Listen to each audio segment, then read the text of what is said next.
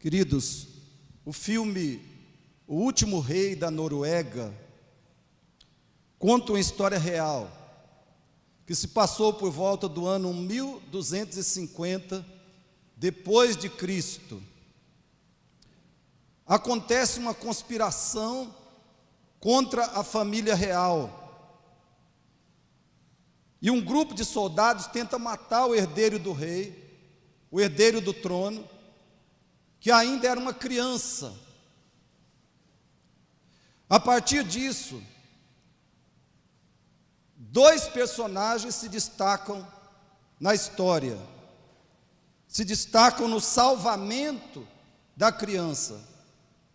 Esses dois personagens realizam vários sacrifícios pessoais e atos heróicos. Um deles entrega a própria vida no processo, mas eles conseguem impedir o assassinato do rei. Queridos, essa história me levou a fazer alguns contrastes entre o rei do cristão e o rei da Noruega. Preste atenção. Primeiro, o nosso rei não teve de viver para reinar, ele teve de morrer. Jesus Cristo não teve de viver para reinar, ele teve de morrer para reinar. Segundo, o nosso rei não reinou em um país, numa época específica. O seu domínio é sobre toda a história e todo o universo. E terceiro, o nosso rei, terceiro e mais importante, o nosso rei não precisa ser salvo por nós. Ele nos salva. Ele nos salva.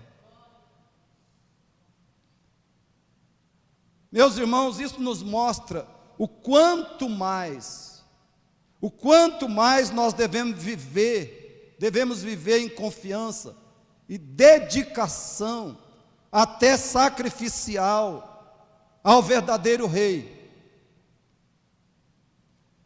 Nós vimos no último sermão que um aspecto da verdadeira fé é que ela persevera na vida cristã. Quando uma pessoa tem uma genuína fé, que é dom de Deus, que é obra do Espírito Santo no seu coração, quando a pessoa tem a genuína fé salvadora, ela não só entende o Evangelho, ela não só de coração recebe Cristo como seu único Senhor e Salvador, ela não só crê em Cristo, só em Cristo e na obra dele para a salvação, ela não só se arrepende dos seus pecados, se arrepende e se compromete com Cristo e com uma igreja bíblica, uma verdadeira igreja de Jesus. Essa pessoa não só passa a estudar a Bíblia, orar, adorar a Deus, segundo as Escrituras. Ela não apenas passa a testemunhar do Evangelho, anunciar o Evangelho a outras pessoas, fugir do pecado e perseguir a santificação, mas ela persevera em tudo isso. Ela nunca desiste, nunca desiste. Ela pode desanimar de tudo, abrir mão de tudo, renunciar a tudo, mas aquele que tem no coração a fé salvadora, que é dom de Deus, que é obra do Espírito Santo, nunca renuncia a Jesus Cristo, nunca renuncia à verdade, aos mandamentos de Deus, nunca abandona as promessas de Deus. Nunca desiste da santificação, do processo da santificação. Nunca desiste da vida de oração. Nunca desiste de servir, enfim, servir a Deus. Servir a Deus por meio de Cristo e por meio da igreja de Cristo. Então nós vimos isso, nós aprendemos isso na primeira pregação em Hebreus sobre a verdadeira fé, que uma marca da verdadeira fé é a perseverança na vida cristã. Perseverar em Cristo é perseverar na vida cristã. Oração, estudo da palavra, testemunho de Cristo aos perdidos, convite dos pecadores para virem a Cristo, anúncio do Evangelho, afastamento do pecado, fugir do pecado, perseguir o caráter de Cristo, buscar ser transformado na imagem de Cristo, dízimos e ofertas na casa do Senhor, crescimento na gratidão, no louvor a Deus.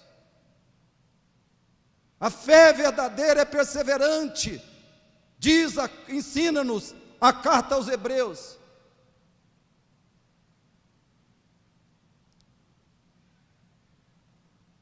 Mas, irmãos, quais são os motivos? Quais são os motivos da fé perseverante? Por que a fé deve e precisa perseverar em Cristo? Porque inevitavelmente a fé verdadeira persevera em Cristo e na vida a que Cristo a chamou. Por que ela persevera e por que ela precisa fazer isso? Por que ela não pode dispensar essa perseverança? O autor aos Hebreus nos oferece muitos motivos. Nós veremos hoje apenas alguns deles. O primeiro, qual o primeiro motivo da fé perseverante? A pessoa e obra de Cristo, a própria pessoa de Cristo, que é o objeto da fé do genuíno cristão. Ele é o objeto, ele é o centro da fé, ele é o propósito, ele é o motivo, ele é o fundamento da fé do cristão. Então ele é a maior razão, a maior motivação, o maior impulso daquele que tem uma genuína fé cristã. O motivo, antes de tudo, é a própria pessoa e obra de Jesus Cristo. Vamos ler o texto. Hebreus 1, 1 a 4, aí na sua Bíblia. Hebreus 1, 1 a 4. Leia comigo, se você puder. Juntos. Havendo Deus outrora falado muitas vezes e de muitas maneiras aos pais pelos profetas, nesses últimos dias nos falou pelo Filho, a quem constituiu herdeiro de todas as coisas, pelo qual também fez o universo. Ele que é o resplendor da glória e a expressão exata do seu ser, sustentando todas as coisas pela palavra do seu poder, depois de ter feito a purificação dos pecados, assentou-se à direita da majestade nas alturas, tendo se tornado tão superior aos anjos, quanto herdou mais excelente nome do que eles. Irmãos, de acordo com essa passagem, quem é Jesus Cristo? Nós não encontramos em nenhum outro lugar das Escrituras um resumo mais perfeito de quem é Jesus Cristo. Preste atenção, conforme os versículos bíblicos que lemos, quem é o nosso Senhor Jesus Cristo? Primeiro, Ele é a revelação completa e final de Deus. Ele é o quê? A revelação completa e final de Deus. Segundo, Ele é o herdeiro de tudo que Deus criou. Vamos falar juntos? Ele é o herdeiro de tudo que Deus criou. Ouça para você repetir comigo. Em terceiro lugar, Ele é o Criador do universo. Ele é o Criador do universo. 4, Ele é a manifestação visível e perfeita de Deus. Ele é a manifestação visível e perfeita de Deus. Quinto lugar, Ele é o sustentador, mantenedor de todas as coisas. Ele é o sustentador, mantenedor de todas as coisas. Sexto, Ele é o removedor dos pecados daqueles que confiam nele. Ele é o removedor dos pecados daqueles que confiam nele. Se os nossos pecados, irmãos, todos, absolutamente 100% dos nossos pecados, hão de ser removidos, hão de ser apagados, hão de serem aniquilados, é só por Cristo e o seu sangue. E se os nossos pecados, vejam bem, se os nossos pecados não forem invalidados, se eles não forem removidos, se eles não forem aniquilados 100%, nós estamos separados de Deus por toda a eternidade.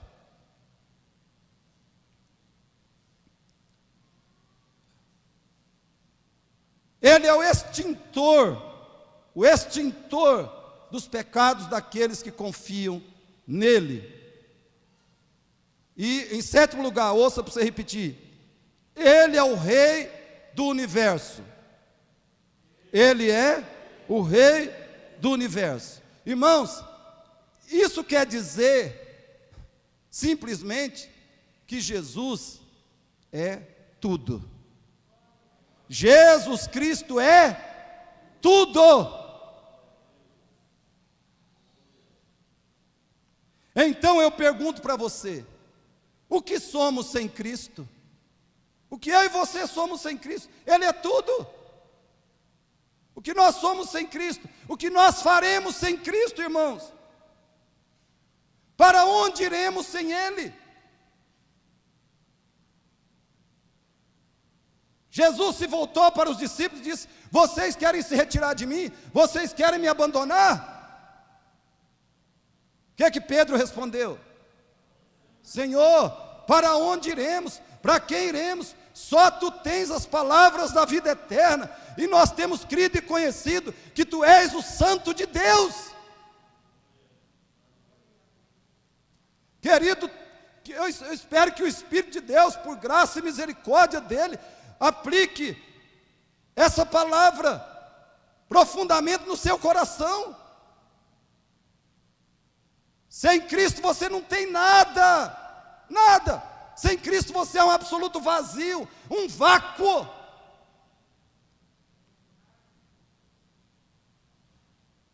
Sem Cristo você não tem nenhum sentido, nenhum propósito, nenhuma riqueza você tem, nós temos fora de Cristo. Para onde nós iremos?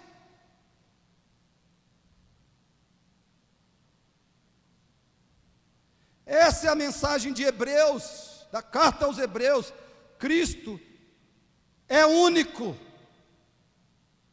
Cristo é incomparável como profeta, sacerdote, rei, Senhor e Salvador do ser humano e do universo.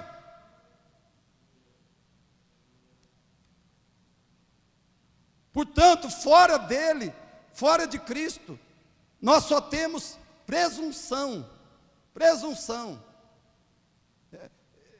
Fora de Cristo, eu fico achando que eu sou alguma coisa.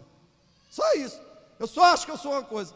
eu sou o mais iludido, o mais enganado da história, porque fora de Cristo eu acho que eu sou alguma coisa, mas não sou nada. Sou pior do que um zero à esquerda fora de Jesus. Eu sou um fantoche do diabo, presta atenção. Fora de Cristo eu sou um fantoche de Satanás, dos demônios, do império das trevas. Fora de Cristo eu sou um joguete do pecado. O pecado faz o que quer comigo.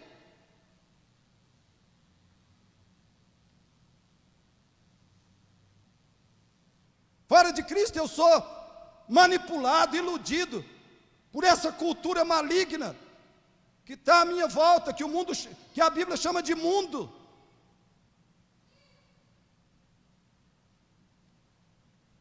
Querido, fora de Cristo eu sou um fracasso. Fora dele nós só temos presunção, que vai atrair, infelizmente, vai focar a ira de Deus sobre nós um dia.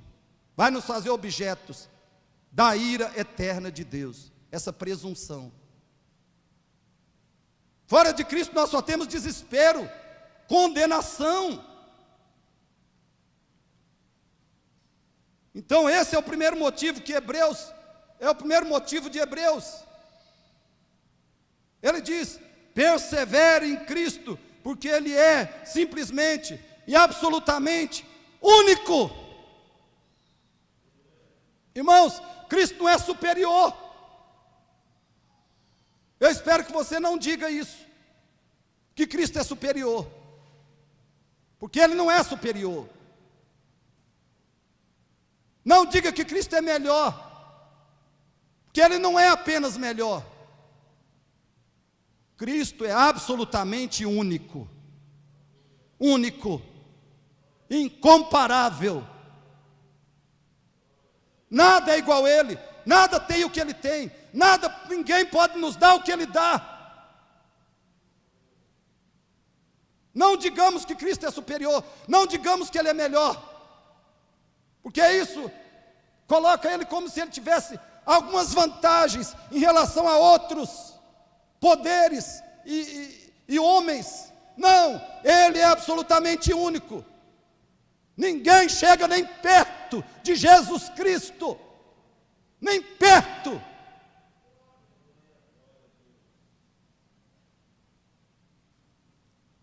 Ele está no trono, e o resto é verme.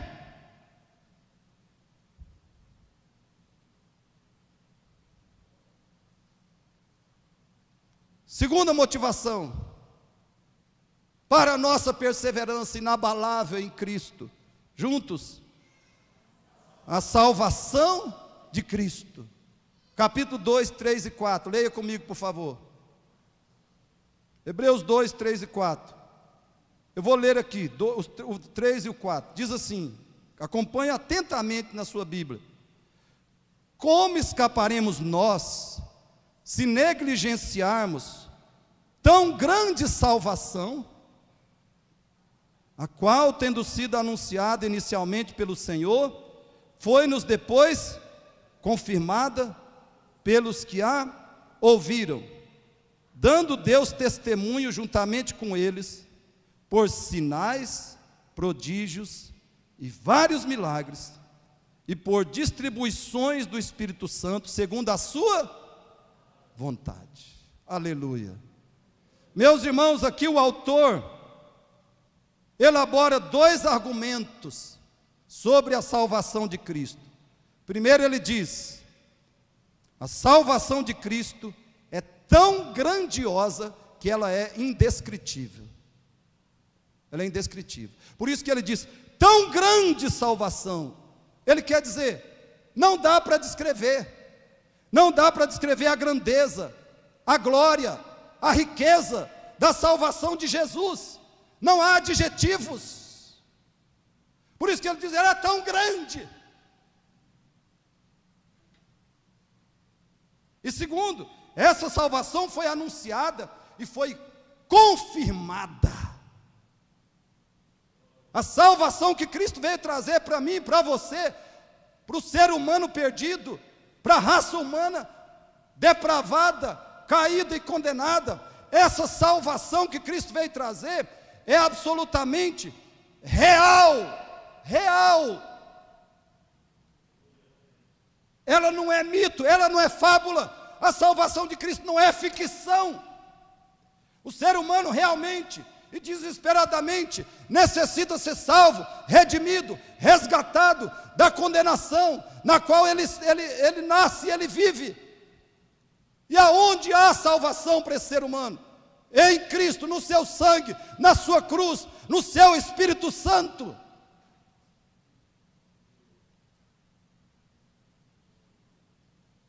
O autor aos Hebreus diz: a salvação foi anunciada, e ela foi confirmada, ela foi anunciada por Cristo, e foi confirmada pelos seus apóstolos, por meio de atos sobrenaturais. Ou seja, meus irmãos, Cristo é incomparável, mas a sua salvação também é incomparável. Você pode ter algum benefício da medicina, mas não há salvação para você na medicina. Você pode receber um benefício da psicoterapia, mas não há salvação para você na psicoterapia. Vai na medicina, o máximo de benefício que você receba, você vai precisar continuar sendo salvo, vai precisar continuar precisando de salvação, de redenção.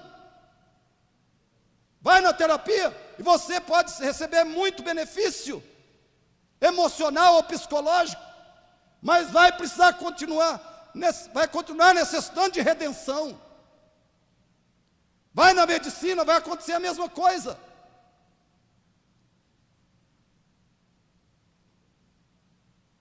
Aonde você for, você pode ter alguma melhora, algum progresso, algum benefício, mas a redenção vai continuar sendo a sua necessidade desesperadora, e ela está só em Cristo Jesus, e é uma grande redenção.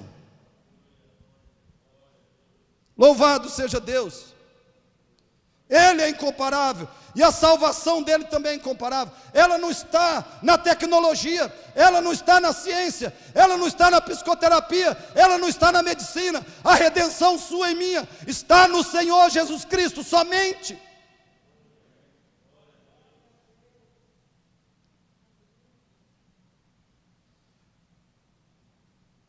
E fora de Cristo não há salvação igual e nem possível.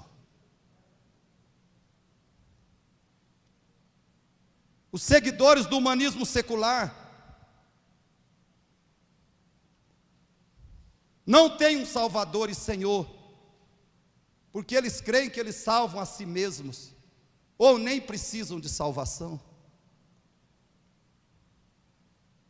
Os seguidores do islamismo não têm um Salvador e Senhor, porque Maomé não morreu e nem poderia morrer por pecadores, e ele também não ressuscitou. Os seguidores do romanismo não têm um Salvador e Senhor, porque eles não confiam somente na obediência, no sangue e na ressurreição de Cristo para a sua salvação. Todo religioso não tem salvação, porque não tem Cristo.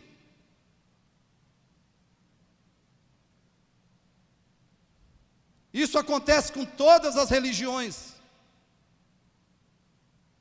Então, querido, o segundo motivo de Hebreus é esse: persevere em Cristo, porque não apenas Ele é único, a sua salvação é única.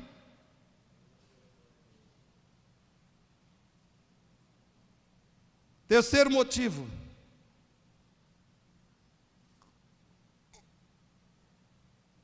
capítulo 3, qual é o terceiro motivo? A identidade cristã. A identidade cristã. Capítulo 3, 5, 6, 14. O que dá identidade para nós? Como é que eu e você podemos ter identidade?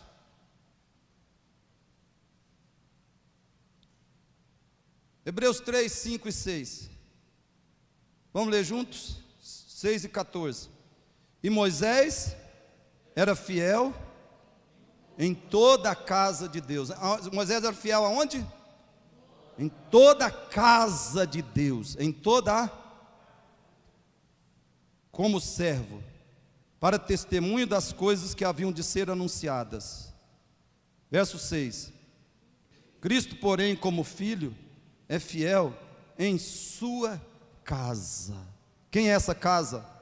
A qual somos nós. Cristo é fiel em sua casa. Qual é? A qual somos nós. Se guardarmos firme até o fim a ousadia e a exultação da esperança.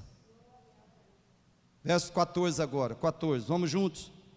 Porque nos temos tornado participantes de Cristo. Nós temos tornado o quê?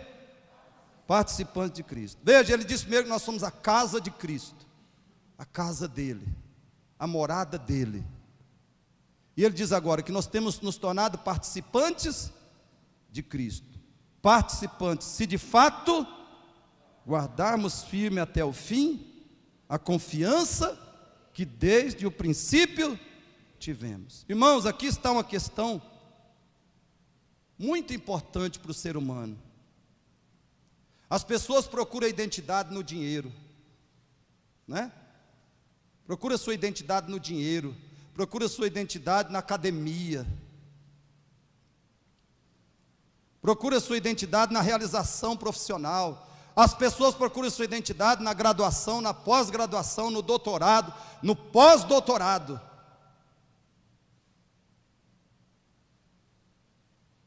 As pessoas procuram sua identidade no poder, na fama deste mundo, na glória deste mundo.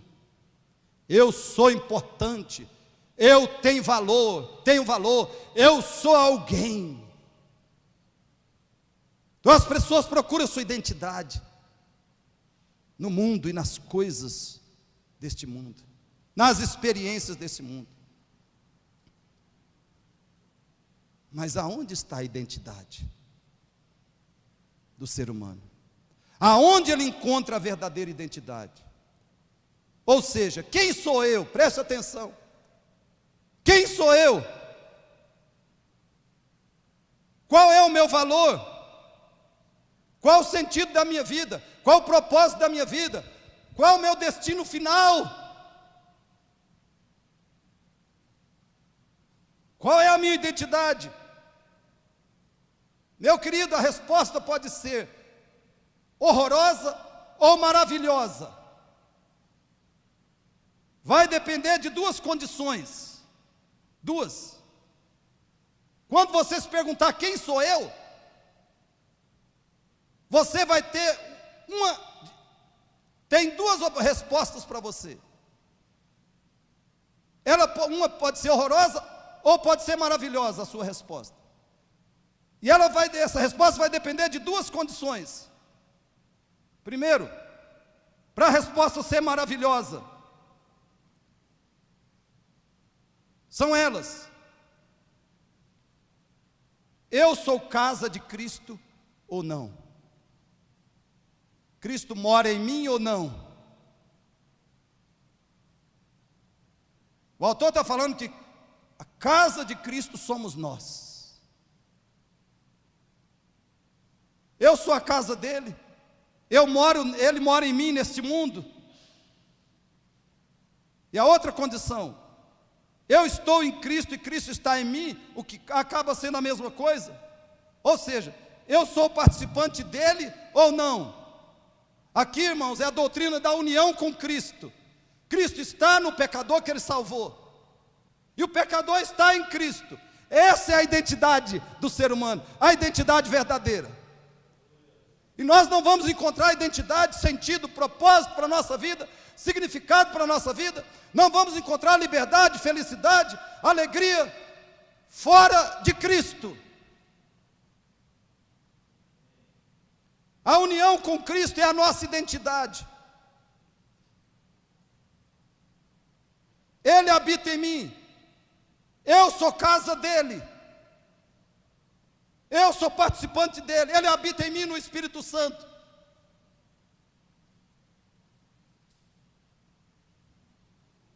Eu participo dele, da sua justiça, da sua santidade, da sua esperança. Eu participo da paz dele, do poder dele, da vida dele, da redenção que ele veio trazer ao ser humano. Eu participo de tudo. Todos os tesouros dele são meus. Eu sou corredeiro de Deus com Cristo. Tudo que Cristo herda do Pai, eu herdo também. Nós vimos aqui no início que ele é o herdeiro de todas as coisas do Pai. E eu sou corredeiro, diz o Novo Testamento. Eu herdo tudo que ele tem. Todos os tesouros dele são meus tesouros. Pela união com Cristo. Então, irmãos, o autor aos Hebreus está dizendo que a resposta maravilhosa é essa. Eu estou em união com Cristo. E essa é a minha identidade. Mas sabe de uma coisa? Essa resposta maravilhosa depende da perseverança. Não é aquele negócio de que um dia eu disse: Jesus é meu Senhor e Salvador, eu me arrependo dos meus pecados, eu creio em Ti, me salva, Jesus. Não é só isso, eu continuo nele, eu permaneço, eu persevero. Assim eu comprovo a minha unidade com Ele, a minha união com Ele. E assim eu me asseguro da minha identidade, que é me dada pela pessoa de Cristo e pela redenção dEle, pela graça de Deus nele e em mim. Mas depende da perseverança.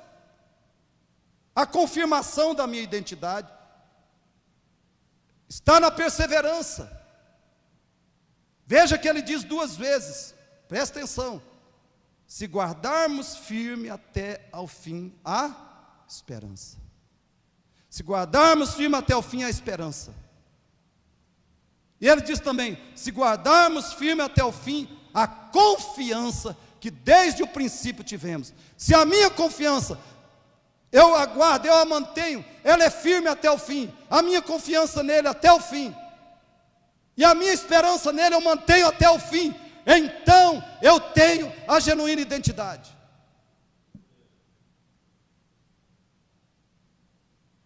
E é assim, queridos, é assim que o cristão confirma sua eleição, sua salvação, sua identidade gloriosa.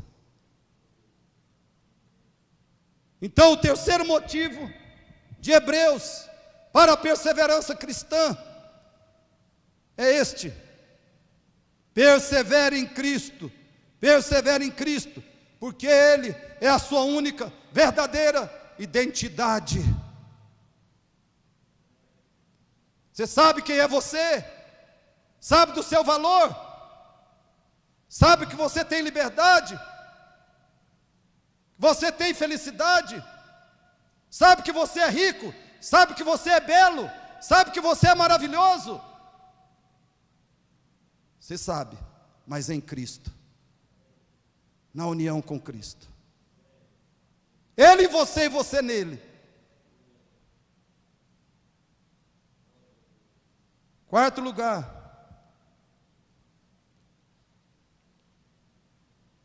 a esperança cristã. Quarto motivo da perseverança é o quê? A esperança cristã. Capítulo 3, verso 6, parte B, diz assim: leia comigo, você não precisa, quiser ler em voz alta, mas você tem que ler aí na sua Bíblia comigo ou aqui. Capítulo 3, verso 6b, vamos lá? Se guardarmos firme até ao fim a ousadia e a exultação da esperança. Primeira vez a palavra esperança. Agora vai para o capítulo 6, verso 11.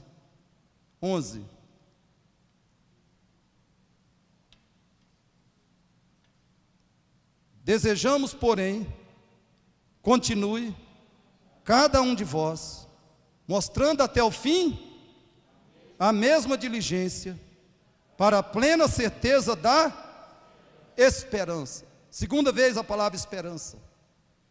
Agora o verso 18. Para que mediante duas coisas imutáveis, nas quais é impossível que Deus minta, forte alento tenhamos, nós que já corremos para o refúgio, a fim de lançar mão da esperança. Terceira vez, da esperança proposta. Verso 19. O que é essa esperança para nós? A qual temos por âncora da alma, segura e firme, e que penetra além do véu. Aleluia. Irmãos, esperança é fundamental. Vamos falar juntos? Esperança é fundamental. Nenhum ser humano pode viver sem esperança. Esperança é uma das coisas indispensáveis para todo ser humano. Mas sabe, não existe esperança fora de Cristo. Essa é a questão. Toda esperança fora de Cristo é ilusória. Você está colocando esperança na sua saúde?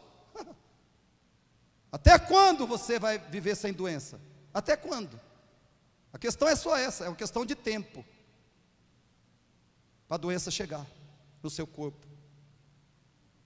Está colocando esperança na sua juventude? Até quando você será jovem? Está colocando esperança no seu trabalho?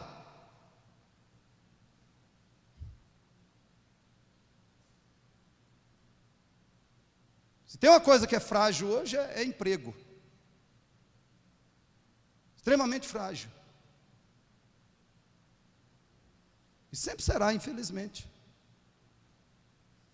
Está colocando esperança na sua poupança?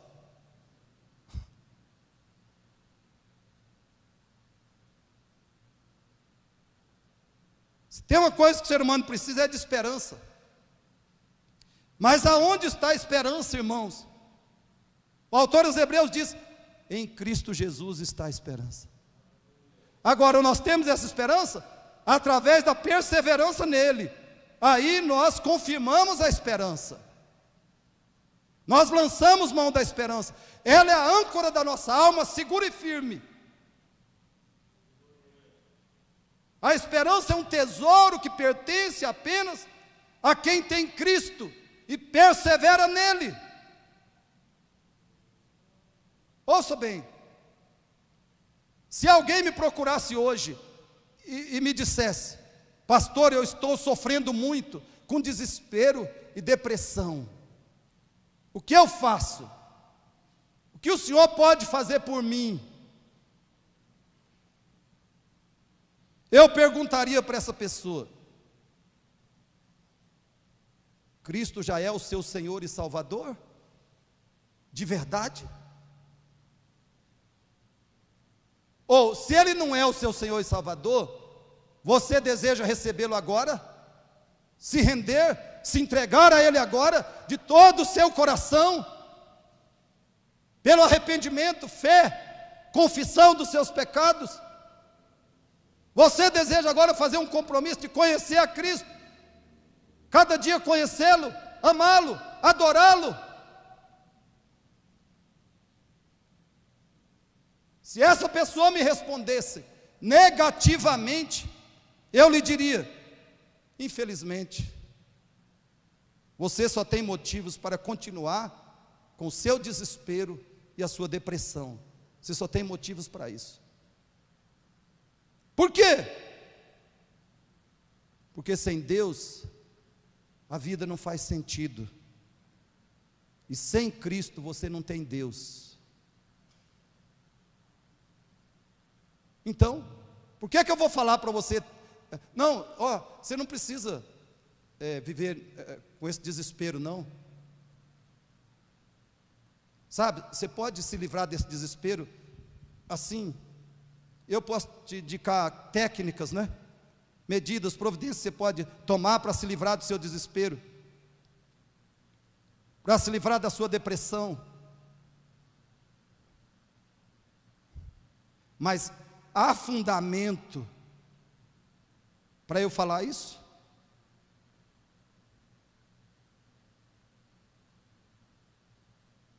Uma pessoa sem Deus, ela não tem fundamento para ter esperança. Não há fundamento para esperança numa pessoa sem Deus. Não há fundamento para não viver com depressão numa pessoa sem Deus.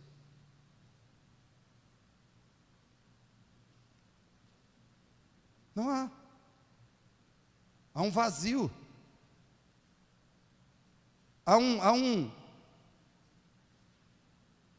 abismo. Pessoa sem Deus, ela está num abismo existencial, num abismo espiritual. E quem está no abismo tem razão para quê, irmãos?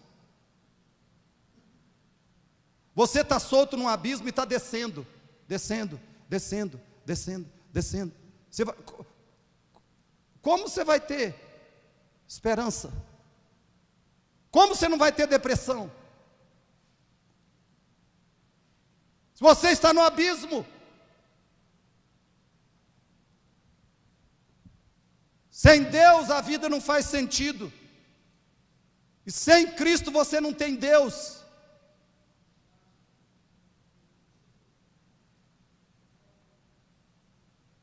E portanto, esse é o quarto motivo de Hebreus: persevere em Cristo, persevere em Cristo, porque Ele é a única esperança do ser humano.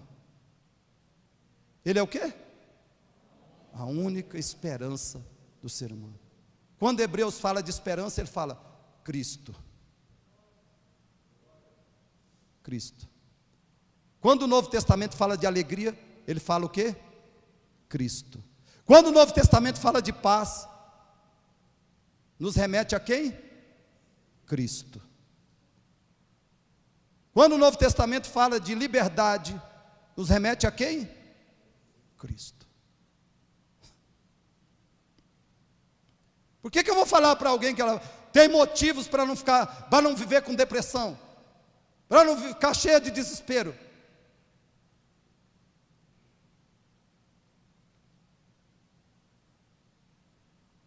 É aquilo que disse o filósofo, né? A grande questão dessa vida é o suicídio.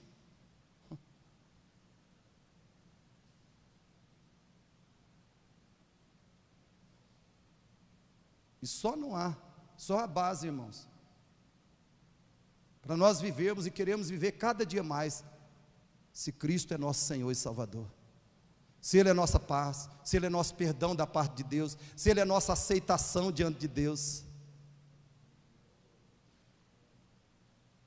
se Ele nos libertou do império das trevas, nos transportou para o reino do Filho do seu amor, aí sim, aí há esperança, aí há segurança, aí há paz, aí há motivo de alegria.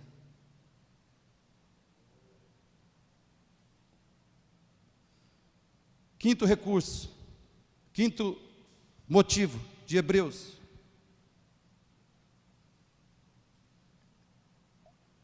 Vamos juntos?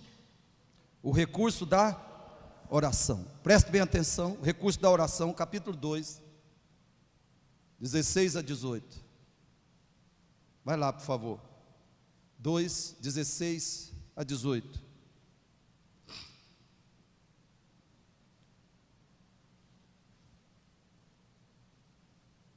Irmãos, eu falei aqui dessa questão de esperança, de depressão, até de suicídio. Porque eu digo para você, estou falando de mim.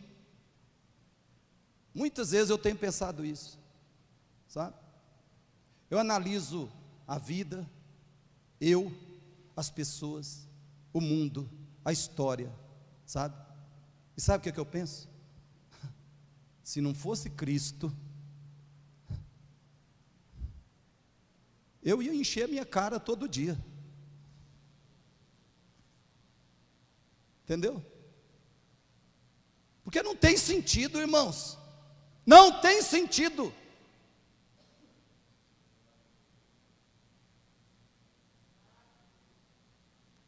Fora de Cristo não há sentido para a vida humana, não há propósito. Leia Eclesiastes. Eu espero ainda fazer para você aqui uma exposição de Eclesiastes. Espero que Deus me dê vida, saúde e oportunidade para nós fazermos aqui uma exposição de Eclesiastes. Sabe qual é o tema do livro de Eclesiastes? O sentido da vida. E Salomão investiga tudo, questiona tudo e diz: não há sentido.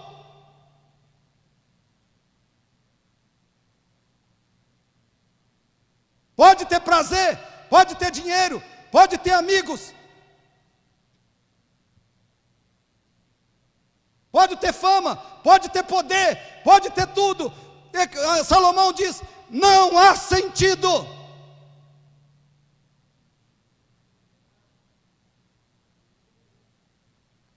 Por isso que no final de Eclesiastes, Salomão diz: ó, Deus. Ele nos aponta para Deus e diz: ó, o sentido é Deus. Só que sem Cristo ninguém tem Deus. É a mensagem de Hebreus.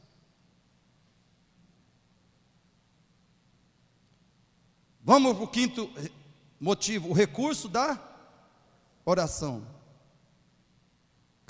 Capítulo 2, 16 a 18, leia comigo quem puder. Falando de Jesus Cristo, olha bem, pois ele, evidentemente, não socorre anjos, mas socorre a descendência de Abraão. Irmãos, que maravilha, palavra maravilhosa. Jesus Cristo não socorre nem anjo. Os demônios caíram, vão ficar no inferno para sempre. Os demônios que caíram não têm socorro de Cristo, estarão no inferno por toda a eternidade. E os anjos que não caíram, não precisam de socorro. Então quem Jesus socorre? O texto está falando, ele socorre a descendência de Abraão, aquele que crê em Jesus Cristo, pelo arrependimento, que o ama, que o segue, que o adora com todo o seu coração. Este Jesus socorre. Verso 18, pois naquilo que ele mesmo sofreu, tendo sido tentado, é poderoso para socorrer a mim e a você, que somos tentados. Olha o capítulo 4 agora, 4, 14 a 16. 4, 14 a 16. Preste bem atenção. 4, 14 a 16, vamos lá? Tendo, pois, a Jesus, o Filho de Deus, como grande sumo sacerdote, que penetrou os céus, conservemos firmes a nossa confissão. Verso 15, porque não temos sumo sacerdote que não possa compadecer-se das nossas fraquezas, antes foi ele tentado em todas as coisas, a nossa semelhança, mas sem pecado. Acheguemo-nos, portanto, confiadamente, junto ao trono da graça, a fim de recebermos misericórdia e acharmos graça para socorro em ocasião oportuna. Olha aqui, irmãos, Jesus, o Filho de Deus, é o grande sumo sacerdote. Ele penetrou os céus, ele está junto ao Pai, em nosso favor, em nosso benefício. Por isso ele diz: conservemos firmes a nossa confissão. E aí ele diz: porque esse sumo sacerdote, ele se compadece das nossas fraquezas, porque ele foi tentado em todas as coisas, a nossa semelhança, mas sem pecado. Por isso que ele nos desafia agora no 16: acheguemo-nos, portanto, confiadamente, junto ao trono da graça, a fim de recebermos misericórdia e acharmos graça para socorro em ocasião oportuna. Aleluia! Nós receberemos, se nos achegarmos ao trono da sua graça, por meio de Cristo, da intercessão dele, do mérito dele, do sangue dele, por meio do nome dele, da justiça dele, nós receberemos a sua graça, receberemos o seu socorro, de modo oportuno. Não faltará para nós o seu socorro, queridos.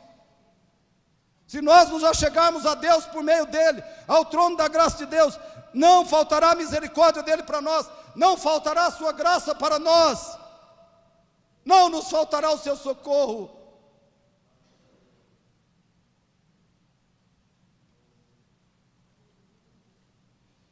Olha o capítulo 10, por favor, 10, 19 a 22. Estou caminhando para o final da mensagem. 10, 19 a 22. Leia comigo. Tendo, pois, irmãos, intrepidez. Olha bem, nós temos também intrepidez para entrar no Santo dos Santos, pelo sangue de Jesus. 20.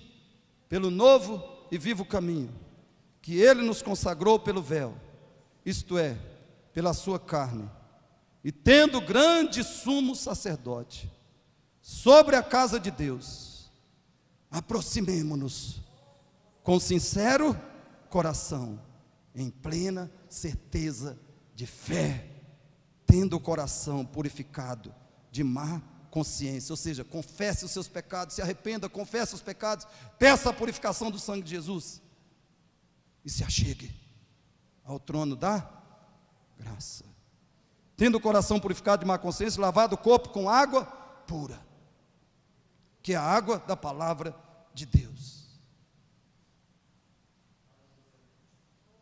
Irmãos, ele está dizendo,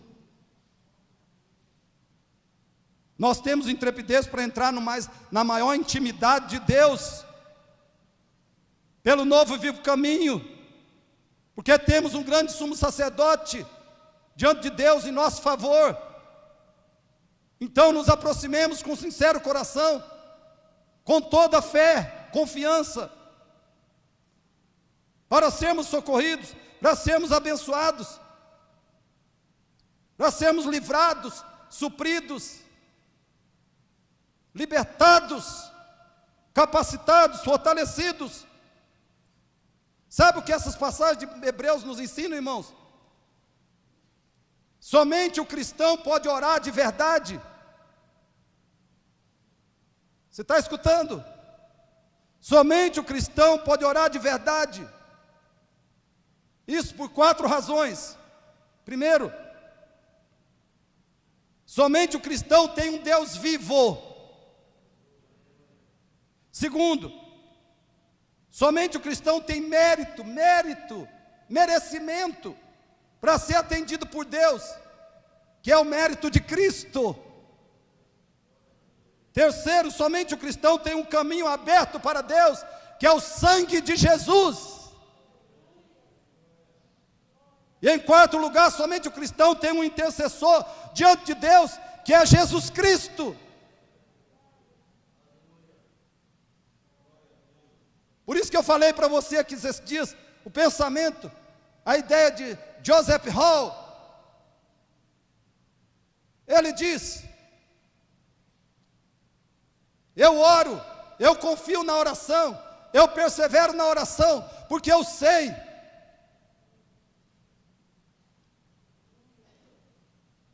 que se Deus não me der o que eu peço, Ele me dará o que eu devia pedir.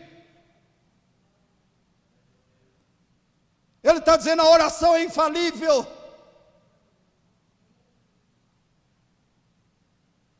Se eu confio em Cristo e me aproximo de Deus por esse sumo sacerdote, caso Deus não me dê exatamente o que eu peço, Ele me dará o que eu devia pedir.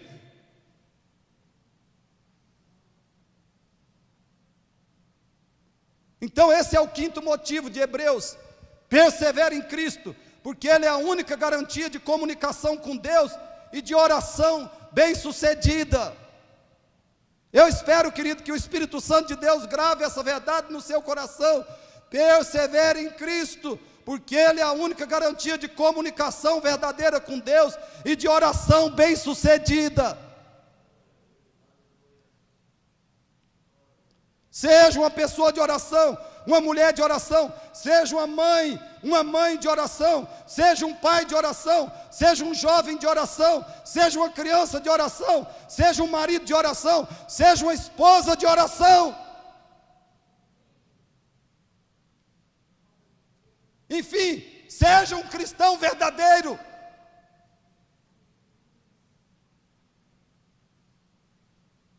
Porque só quem ora é cristão de verdade.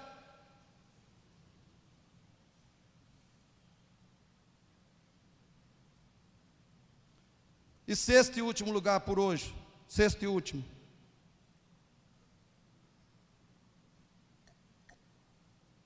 Vamos lá, qual é o sexto motivo da perseverança do cristão? O descanso de Deus. Vamos falar juntos? O descanso de Deus. Capítulo 3, versos 16 a 19. Você vai ler comigo, por favor. Hebreus 3, 11, primeiro o 11 e depois o 16 e 19. Vamos lá?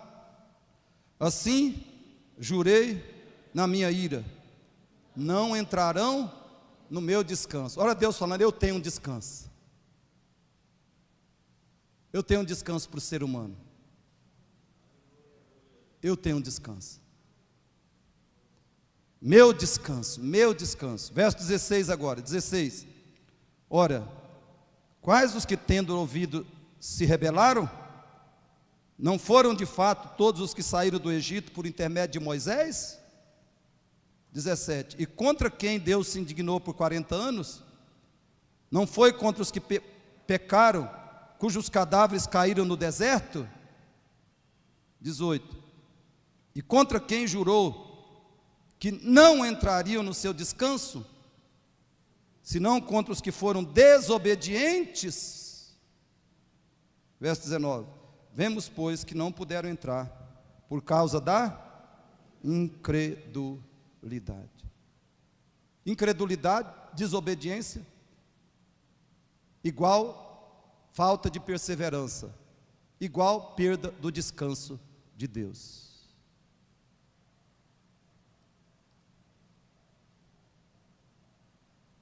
Capítulo 4, 1, 10 e 11. 4, 1, 10 e 11. Leia comigo.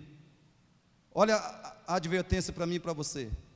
Temamos, portanto, que sendo nos deixada a promessa de entrar no descanso de Deus, suceda parecer que algum de vós tenha falhado. Ele diz, os israelitas no deserto falharam. Incredulidade, desobediência, dureza de coração, igual falta de perseverança, perderam o descanso de Deus, morreram no deserto. Nós não queremos, né? Ou nós queremos a mesma experiência. E aí então, ele vai fazer, depois de dar o exemplo, ele vai fazer a advertência. Temamos, portanto, que sendo nos deixada a promessa de entrar no descanso de Deus, suceda parecer que algum de vós tenha falhado. 10 e 11. Porque aquele que entrou no descanso de Deus, também ele mesmo descansou das suas obras, como Deus das suas. Morrer em Cristo, irmãos, morrer em Cristo, algo impensavelmente glorioso e maravilhoso. Morrer em Cristo. Porque aquele que entrou no descanso de Deus, também ele mesmo descansou das suas obras, como Deus das suas, no sexto dia da criação. Descansou. Verso 11. Olha o chamado, olha a advertência. Esforcemo-nos, pois, por entrar naquele descanso, a fim de que ninguém caia, segundo o mesmo exemplo de desobediência. Irmãos, dizem que o século 21 é o século da terapia. Nós estamos na era terapêutica, não é? Estamos na era terapêutica. E sabe por quê que o homem busca tanto a terapia? Porque, evidentemente, o pecado nos faz cansados. Cansados no corpo, né? E no homem interior. O pecado nos faz cansados, muitas vezes exaustos, desfalecidos. Então, essa é a primeira razão que o homem busca desesperadamente hoje a psicoterapia. Ele está cansado, porque o pecado provoca isso, extremo cansaço. O pecado não dá a satisfação, a felicidade, o prazer, o sentido da vida que as pessoas dizem, acham que ele dá. Ele dá cansaço, ele dá exaustão, ele dá desfalecimento. É isso que o pecado dá. Então o homem, desesperadamente hoje, busca a psicoterapia, porque ele está cansado. E em segundo lugar, ele busca a psicoterapia, porque ele quer construir o seu próprio descanso. O homem quer construir o seu próprio descanso. E ele faz isso por causa da sua incredulidade, egoísmo e ódio ao verdadeiro Deus. Por que o ser humano não busca descanso em Deus, que é a única fonte de descanso, como nós estamos vendo aqui? Ele não busca descanso em Deus, por meio de Cristo, por causa da sua incredulidade, seu egoísmo e o seu ódio a Deus, ao verdadeiro Deus. Os israelitas que pereceram no deserto são uma representação de toda essa humanidade incrédula que morre de cansaço. E o que vai acontecer com essa humanidade incrédula? Tão cansada, tão exausta, tão extenuada, tão sem forças espirituais, emocionais, mentais. O que vai acontecer com essa humanidade? Que foi representada pelo povo de Israel no deserto. Como os israelitas, toda a humanidade de hoje irá para a exaustão eterna. Não vai acabar o cansaço, vai piorar. Entenda isso. Fora de Cristo o cansaço não diminui, não tem cura, não tem salvação, não tem saída. Fora de Cristo o cansaço, seja cansaço emocional, espiritual, existencial, seja qual for o cansaço, fora de Cristo não tem remédio. E a humanidade vai para a exaustão eterna. O cansaço vai se multiplicar inúmeras vezes. Mas olha o que Deus diz sobre o cristão que persevera na fé em Jesus Cristo, na revelação de Deus e nas promessas de Deus. O que a Bíblia diz? Lê esse texto comigo.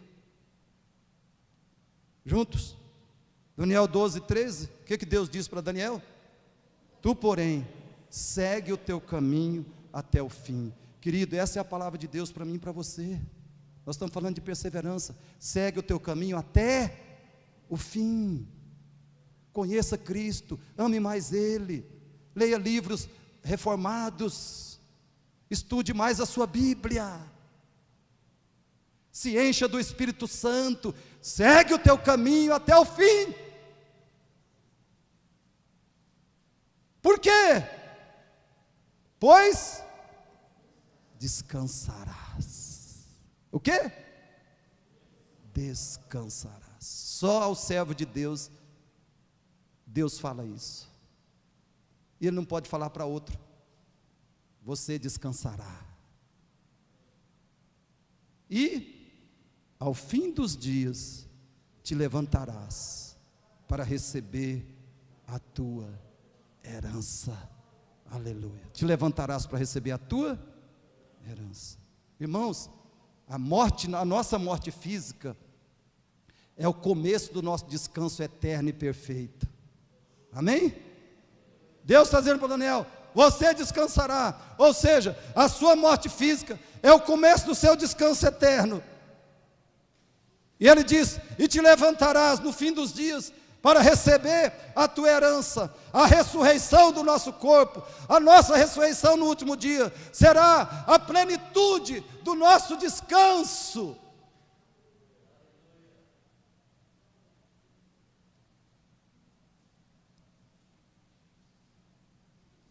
Então esse é o sexto motivo de Hebreus. Persevera em Cristo, porque Ele é o único descanso pleno e eterno. Não há descanso fora do Senhor Jesus Cristo.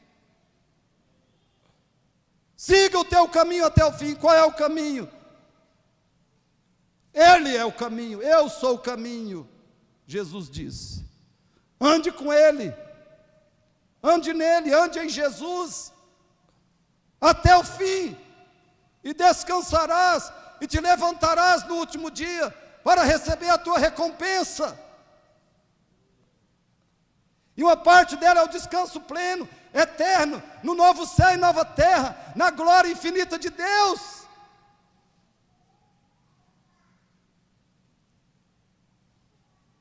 Portanto, queridos, concluindo, preste mais atenção agora, por favor. Eu pergunto, você um dia já confessou Cristo como seu Senhor e Salvador?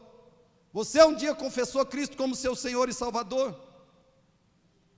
Se a resposta é sim, você tem vivido uma fé perseverante? Uma fé que frutifica para Deus? Queridos, lembre-se disso. É possível abandonar Cristo e continuar na igreja. É possível abandonar Cristo e continuar na igreja. Como é que isso acontece? Escute. Nós sabemos que abandonamos Cristo quando não fugimos das paixões da carne.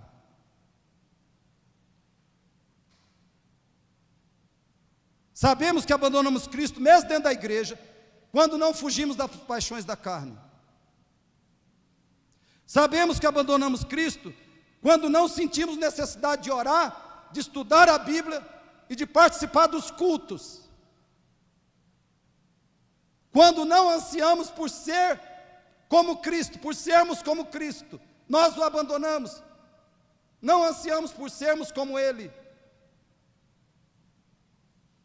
Sabemos que abandonamos Cristo mesmo dentro da igreja, quando não nos preocupamos com a pregação do Evangelho. Deste Evangelho que você ouviu nessa noite. Sabemos que abandonamos Cristo quando nos alegramos e buscamos mais as coisas dessa terra do que as coisas do alto.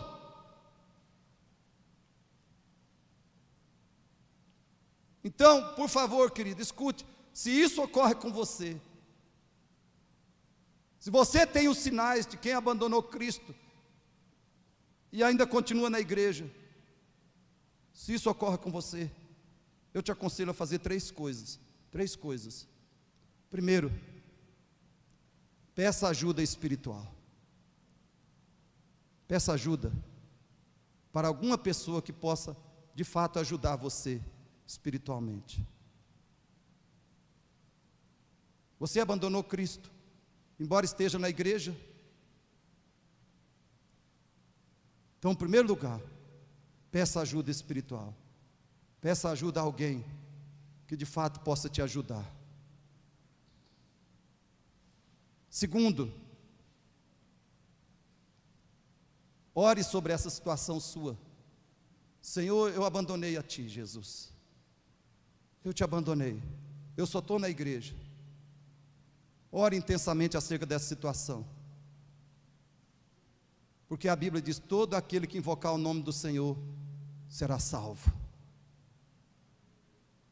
Ore intensamente acerca dessa situação. E terceiro, atenda esse chamado de Cristo. Esse chamado de Cristo. Apocalipse 2, verso 5. Vamos ler juntos? Lembra-te, pois, de onde caíste, arrepende-te e volta à prática das primeiras obras. E se não, venho a ti e moverei do seu lugar o teu candeeiro, caso não te arrependas. Arrependa-se. Se abandonou Cristo, embora continue na igreja, qual é a palavra de Deus para mim e para você? Se isso aconteceu conosco, arrependa-se. Arrependa-se. Arrependa-se.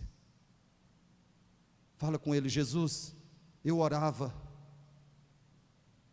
eu tinha disposição de orar, eu sentia necessidade de orar, hoje eu não faço mais isso, Senhor. Confesse o pecado. Eu não oro mais, Jesus, não sinto necessidade de orar. Eu lia a Bíblia, Jesus, às vezes eu não queria ler, mas eu lia.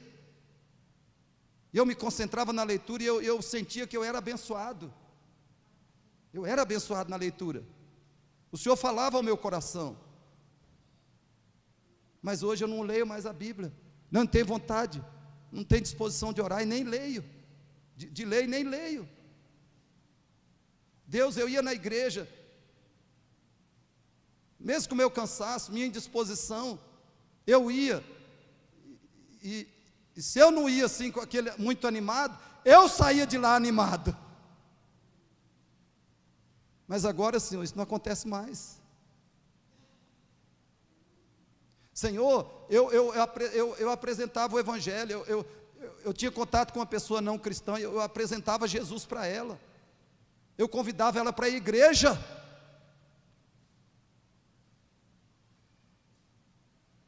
Eu compartilhava com ela o plano da salvação. Hoje, Senhor, eu não faço mais isso. Eu estou indiferente, eu estou frio. Eu não prego o teu evangelho. Senhor, eu buscava em primeiro lugar as coisas do alto. As coisas do alto. Agora eu só me preocupo com o meu trabalho. Todas as minhas energias, minhas atenções, minhas alegrias são no meu trabalho. Meu trabalho, são com a minha família, só com a minha família. Eu não tenho alegria e satisfação no Senhor, em te conhecer, em te adorar, em ler um livro cristão e meditar, aprender as verdades do Senhor num livro bíblico. Eu não tenho disposição, interesse de ouvir uma pregação bíblica, uma pregação reformada. Querido, é hora de arrependimento. Arrependimento. Senhor, eu buscava santificação, eu buscava me santificar, eu buscava ser mais, ter a imagem de Cristo, o caráter de Cristo em mim. Hoje, eu estou conformado com o meu caráter corrompido, o meu caráter lamentável, para dizer o mínimo, Senhor. Eu estou conformado com o meu próprio caráter, horrível, pecaminoso, carnal. Mas eu já busquei o teu caráter, eu já amei o teu caráter. Eu quero voltar, Senhor.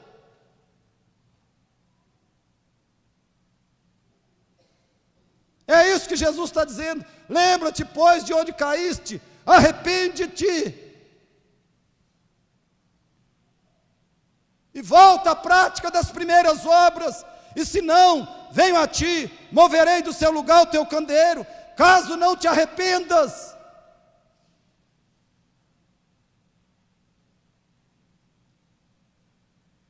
Não fique na igreja sem Cristo, querido. E também não saia da igreja porque você não tem Cristo. O caminho é esse daí. Você entendeu? A única saída é essa daí. A única saída é essa.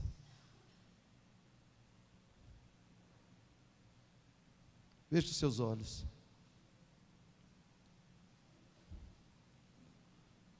Pai, graças te damos, Senhor.